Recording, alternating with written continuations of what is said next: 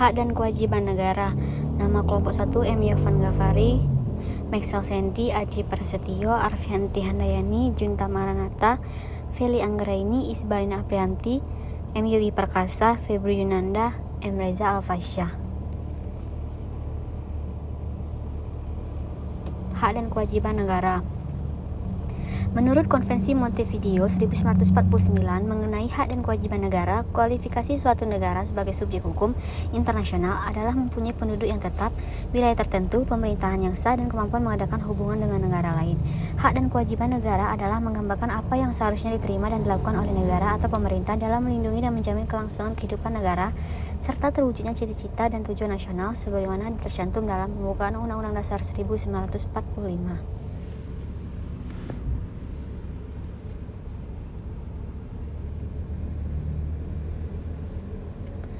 Hak negara atau pemerintah meliputi: yang pertama, menciptakan peraturan dan undang-undang untuk ketertiban dan keamanan. Yang kedua, melakukan monopoli sumber daya yang menguasai hajat hidup orang banyak. Yang ketiga, memaksa warga negara taat akan hukum yang berlaku.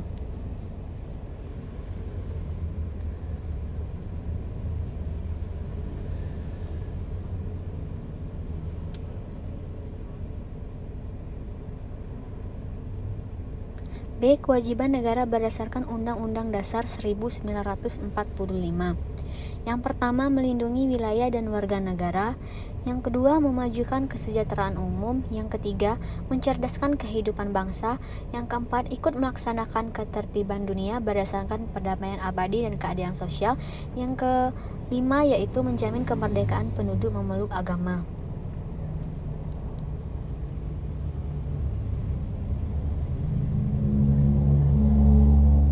Membiayai pendidikan dasar. Yang pertama, menyelenggarakan sistem pendidikan nasional.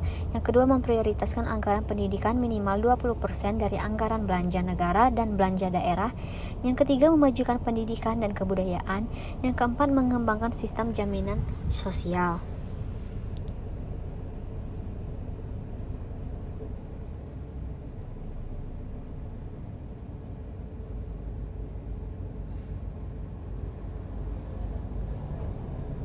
Menghormati dan memelihara bahasa daerah sebagai kebudayaan nasional. Yang pertama, menguasai cabang-cabang produksi penting bagi negara dan menguasai hidup orang banyak. Yang kedua, menguasai bumi, air, dan kekayaan alam demi kemakmuran. Yang ketiga, memelihara fakir miskin. Yang keempat, mengembangkan sistem jaminan sosial. Yang kelima, menyediakan fasilitas layanan kesehatan dan publik yang layak.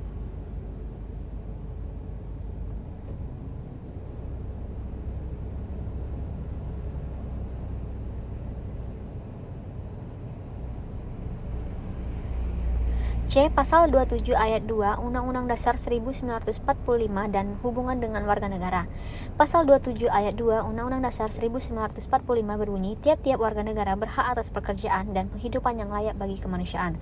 Pasal tersebut menjelaskan bahwa setiap individu sebagai anggota warga negara berhak untuk mendapatkan pekerjaan serta kehidupan yang layak dalam kehidupan bermasyarakat, berbangsa, dan bernegara.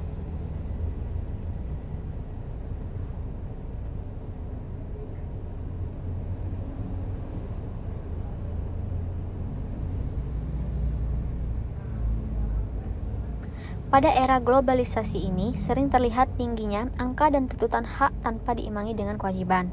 Di sisi lain, masih terdapat pula hak yang kian tidak bersambut dengan kewajiban yang telah dilakukan. Kedua hal tersebut merupakan pemicu terjadinya ketimpangan antara hak dan untuk mendapatkan pekerjaan dari penghidupan yang layak dengan kewajiban yang tak kunjung dilaksanakan.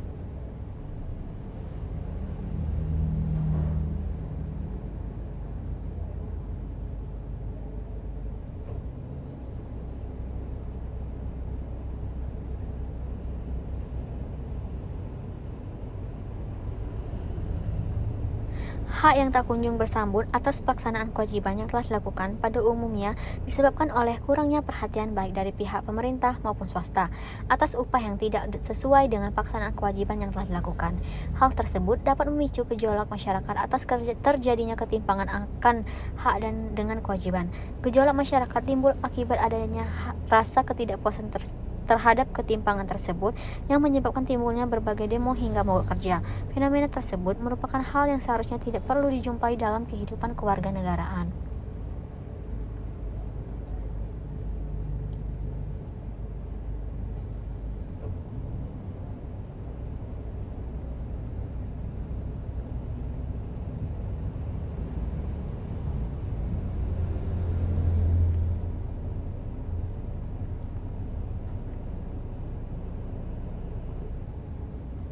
D. Pelaksanaan Pasal 27 Ayat 2 Undang-Undang Dasar 1945. Pasal 27 Ayat 2 Undang-Undang Dasar 1945, tiap-tiap warga negara berhak atas pekerjaan dan penghidupan yang layak bagi kemanusiaan. Bunyi ayat pasal tersebut secara teori telah dijelaskan dalam Undang-Undang Dasar 1945, namun secara praktik belum dapat dikatakan bahwa pelaksanaan akan pasal tersebut telah dilaksanakan dengan baik.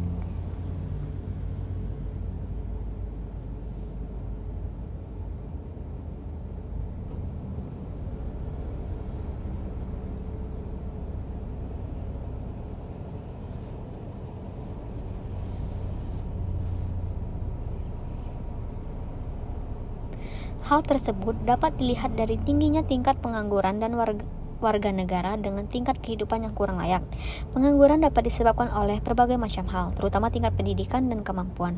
Hal tersebut merupakan pemicu terbesar dari tingkat pengangguran. Tingginya angka tingkat pengangguran menyebabkan terjadinya ketidakefisienan terhadap kegiatan produksi yang mengakibatkan semakin jauhnya tingkat kehidupan yang layak bagi warga negara.